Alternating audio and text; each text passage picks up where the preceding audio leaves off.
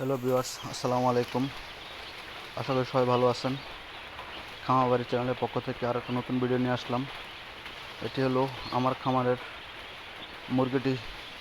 আগে যে মুরগি ছিল ওটি সেল করার পরে আবার নতুন করে আজ বাচ্চা আনতেছি 1500 ব্রয়লার মুরগি বাচ্চা। তো গত তারিখের মুরগিগুলি ভালো ছিল না, এই জন্যই মনটা খুবই খারাপ। তো আজকে কিছুক্ষণ পরে বাচ্চা আসবে, দেখতেছেন বুডা বানানো কমপ্লিট। অবশেষে বাচ্চা চলে আসছে, দেখতে পারতেছেন 1500 বাচ্চা আনলাম। এটি হলো নারিশের রস 308, নারিশ কোম্পানির এই রস বাচ্চাগুলি খুব ভালো। আর প্রতি কার্টনে 2% বোনাস, মানে প্রতি কার্টনে একটা করে বোনাস আছে।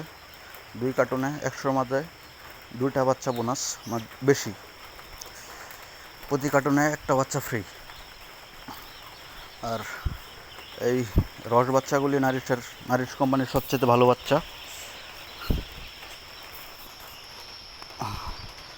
আর কোনো রোগ টোগ যদি না হয়, আল্লাহর রহমতে সবাই দোয়া করবেন। আলহামদুলিল্লাহ, বাচ্চাগুলি ভালো পেলাম। বাচ্চাগুলির সাইজে অনেকটা বড়, খুব সুন্দর বাচ্চা। পরে কি হয় না হয় জানি না, আল্লাহ জানে। তো আলহামদুলিল্লাহ, মনের মতো বাচ্চা পেলাম।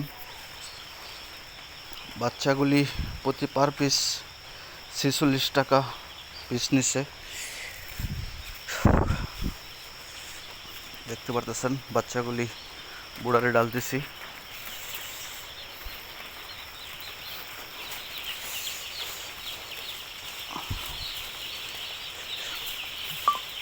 বাচ্চাগুলি খুব সুন্দর, খুব সুস্থ আছে বাচ্চাটি। অনেক সময় বাচ্চা যদি ভালো না হয় খামারে, তাহলে মুরগি পালন করা মন মানসিকতা নষ্ট হয়ে যায়। মুরগি ভালো হলে, বাচ্চা ভালো হলে মুরগি পালতেও মনটা ভালো থাকে, মুরগি পাললেও ভালো লাগে।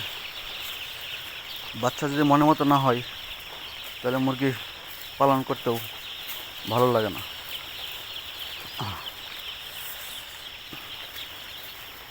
আসলে সস্তা কলায় যে চিরা নষ্ট, তা হলো গত বছর আমার প্রমাণ।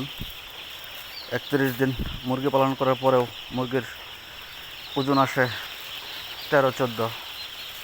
এর মতো দুঃখ আর বলার মতো থাকে না। আর এখন একটু গাউডের খুব প্রভাব, এজন্যই বুড়ারের জন্য কিছু ওষুধ আনলাম, গাউড যাতে না হয়।